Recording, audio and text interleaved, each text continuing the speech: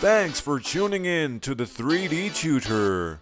Hey guys, and welcome to this Shockwave Particle tutorial. So we're going to get started straight away. What we're going to start with is a cylinder, and we're going to make this cylinder drop down onto the ground. So this is a particle effect which I'm going to be doing using it in the form of a kind of a dust effect on the ground. Let's say if a heavy object sort of landed and hit the ground really quickly, and of course if the ground was dusty, it would sort of disperse dust in a circular fashion around the object. Now this can be used in various different ways as well, so use your imagination. You can combine different particle effects as well, but I thought this would be a nice little tutorial just to start off the particle sort of series, I guess. So I'm going to start off by dragging this all the way up to the very top. I mean, not I say all the way up, but just high enough, around about there should be fine. I'm going to be changing my default in-out tangent mode from the curvy red line over to the diagonal straight line, which is the second one down.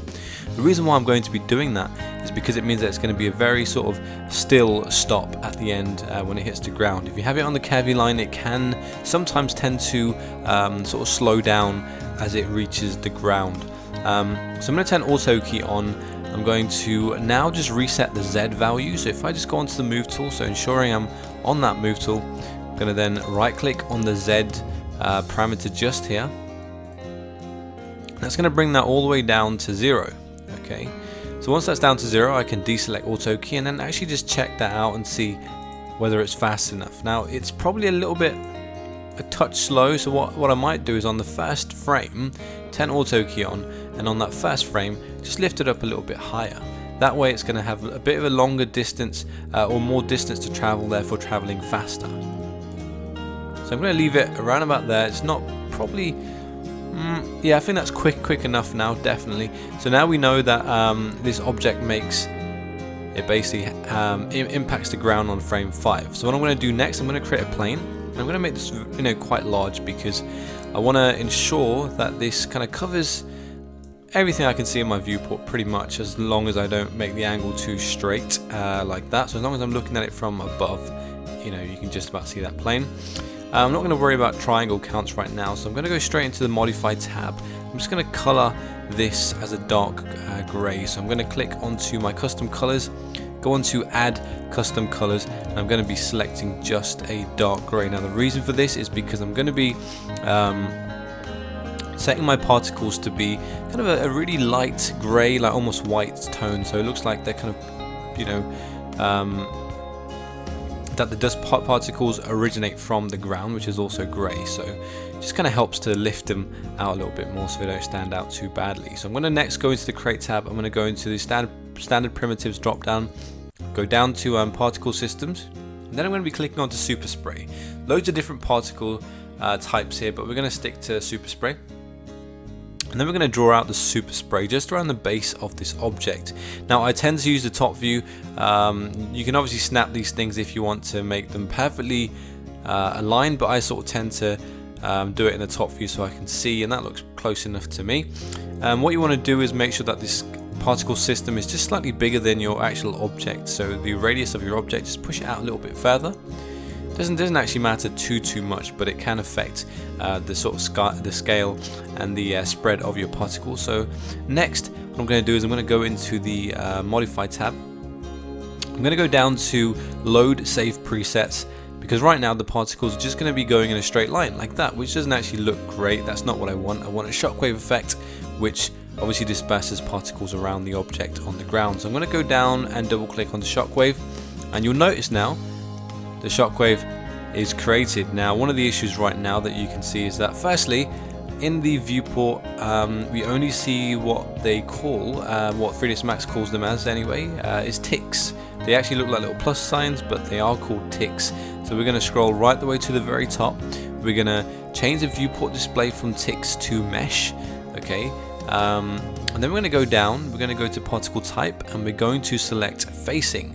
So facing is going to be these little panels that effectively face the camera whenever the animation is played. So we're going to then go up, because they're a little bit small. I say a little bit, they're quite a bit small. We're going to go into particle generation, so into that heading, and then we're going to increase the size pretty large in fact, because we want them to be overlapping, so we want them to be very, very big, in fact, very big. So you may think this is like absolutely insane, but trust me, it will look okay. I promise you that. So that's okay. Now the big issue right now is that the particles are showing from the beginning, so that's even before the object hits the ground. So frame 5 is when the object hits the ground. So I need to make sure that the particles start from frame 5. So if we have a look here at the particle timing, we got emit start, that's going to be 5. Alright, so then there's no particles up until frame 5, and then boom, there's some particles, they disperse. And it's a very thin ring of particles because the emit start and stop are on the same frame. If I increase the emit stop, then effectively it means that the particles are going to emit for those 3 frames or 2 frames. So you've got 5, 6 and 7 in fact, so it is 3 frames, and then they're going to stop, and then you see it's a thicker ring. Now you can obviously increase the emit stop very, very high, but what that will mean is that the particles will just keep emitting and keep emitting and keep emitting, and then they'll eventually stop after frame 62. I don't want that to be that, but you can create some quite, some cool effects by changing these values. The display until, leave it to 100 because my timeline is up to 100. The life of the particles are effectively how long they live for. So if you can have a look, the particles just keep going and going and going and going and going and going. We want that to obviously be a little bit shorter, so we're going to change the life to about, I don't know, let's go with about 5, because what that effectively is how many frames after the particles are born. So after frame 5, when the particles are born, how many frames do you want them to go till before they start to die out? Now that's a little bit short. If I just play that, it's a little bit short, so I might just increase that life a touch to about maybe 8, and you can see that they go out just a little bit further now. So as I increase the life, you'll notice that more and more particles are there. Let's go with about 10, it's probably better.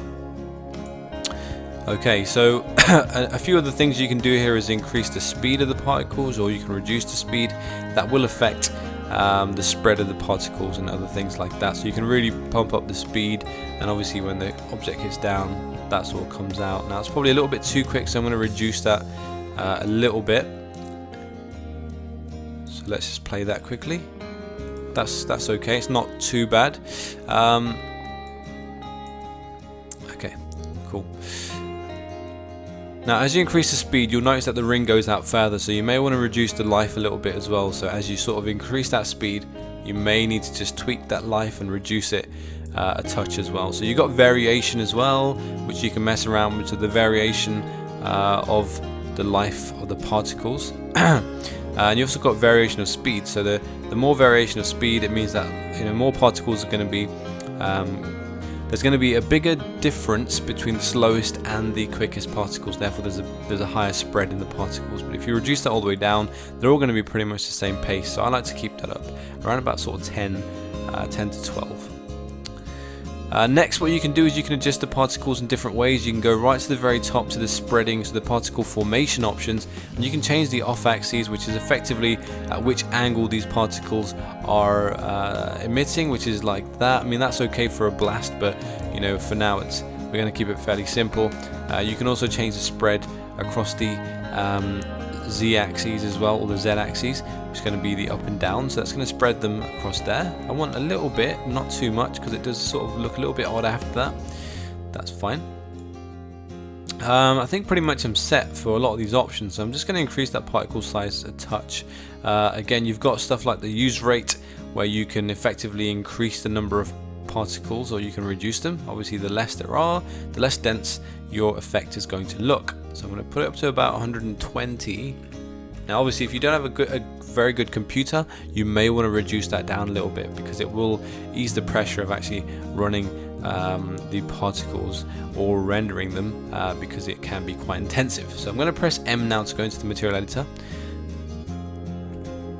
I'm going to go down to my maps, and I'm going to go to opacity. So I'm going to go down to my opacity and go to composite.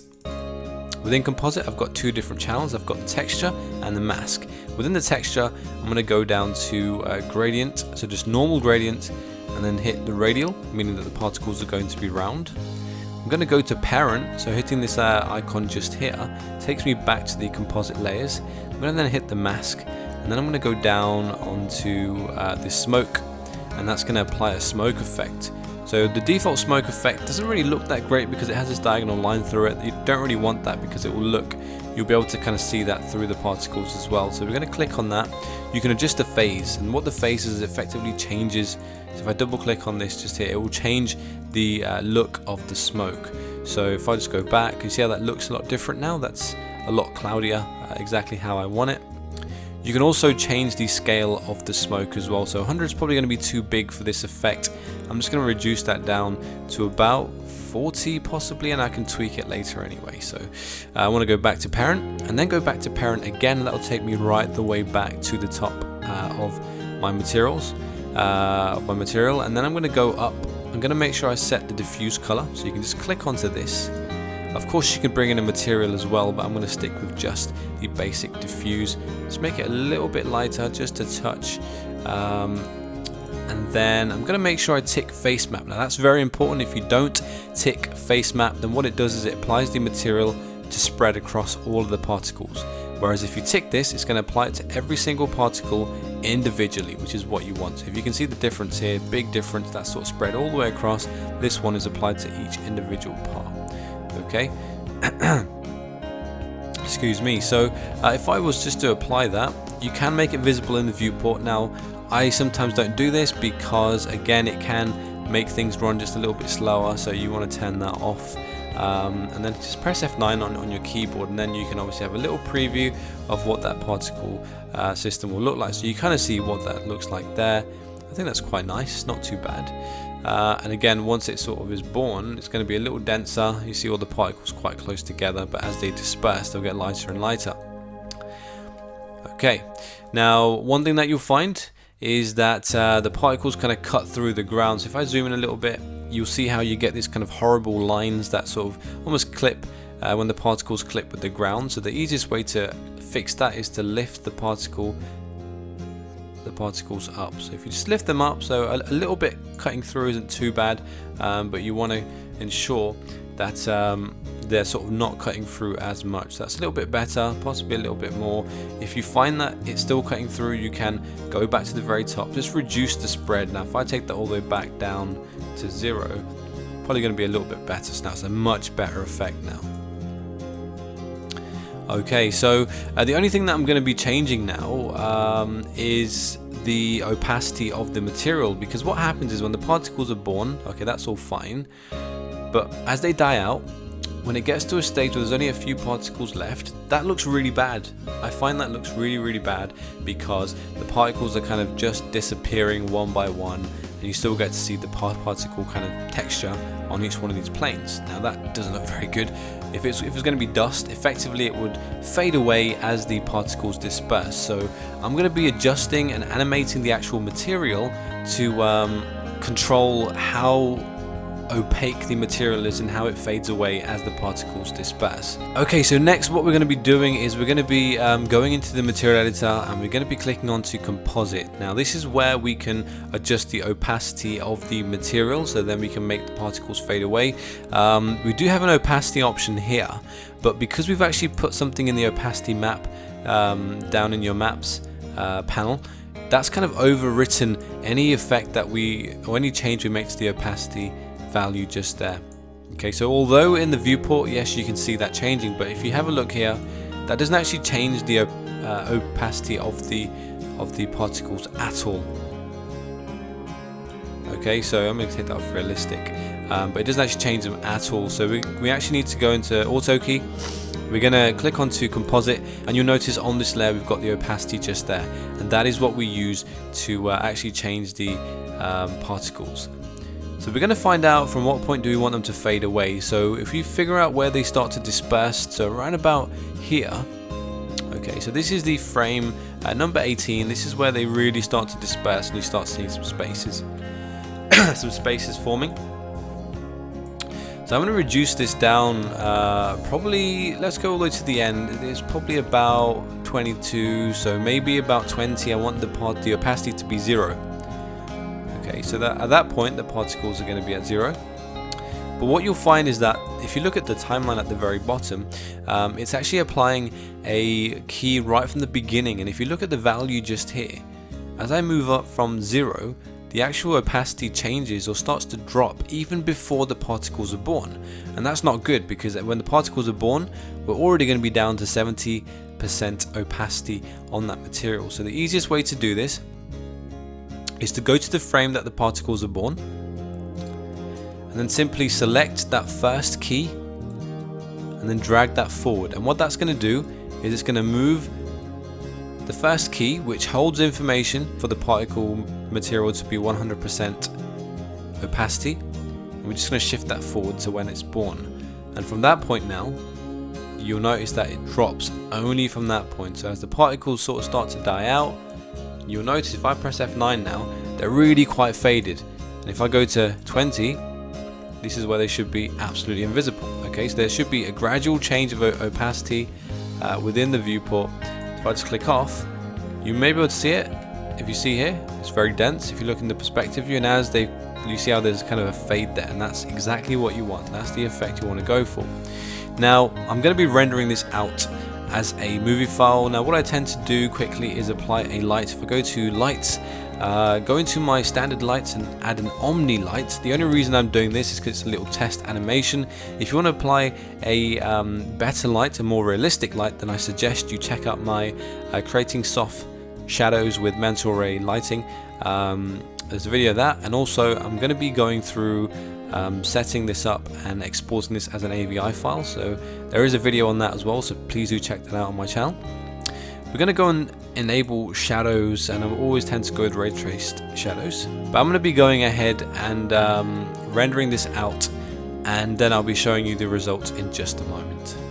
Okay guys, so here's a preview of the render. Now it's obviously low quality, so it's not going to look as good as it probably could, but just as a quick means of showing you what it can look like. So you can see as the particles disperse, they kind of fade away. If you didn't have that effect that I set up with the opacity of the material, then it would sort of be as visible as when the particles are born, but then the particles just disappear. So this kind of adds a softness as the particles die. So yeah, hopefully you've enjoyed this video, guys. If you have, then please do drop a like and comment. Let me know what you think and what other tutorials you'd like me to create. And if you're new to the channel, please do subscribe, because obviously I value every single one of you subscribers. You're all 3D tutor trainees, and you know, I'm always grateful for the response that I get to my tutorials. So hopefully you enjoy this one, guys, as much as I've enjoyed creating it, and I'll catch you all next time.